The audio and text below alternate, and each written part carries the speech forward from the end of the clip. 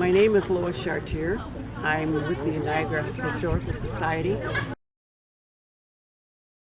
My husband and I decided to take this on as a project because it meant something to us.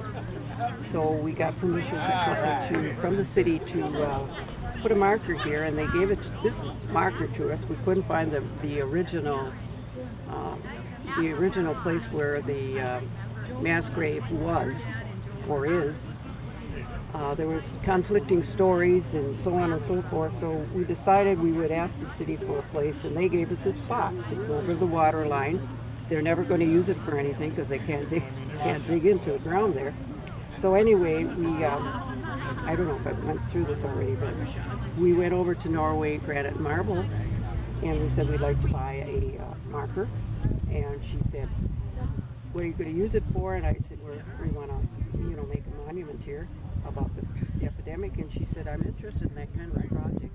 I've got a piece of marble, I'll give it to you," or granite, I should say.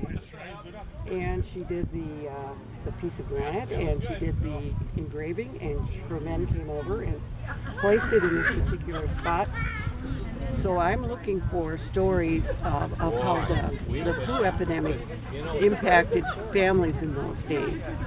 They said that it kind of hit the 20 and 30-year-olds pretty hard for some reason or other, and they would die within 24 hours sometimes, and they just couldn't keep up with the burying and all that sort of thing.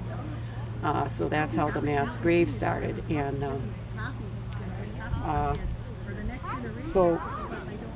So what I'm doing is trying, and I think it's important, that's one of the reasons we put it here, is for school children when they come over on their tour to take a look at that too, because that's an important part of history.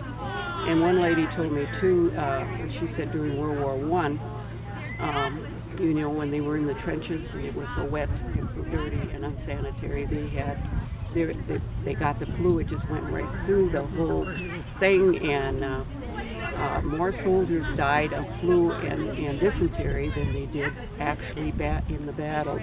And I can believe that. That had to be some really, really tough times. So we feel it's an important project for it, and I will keep working on it. Thank you.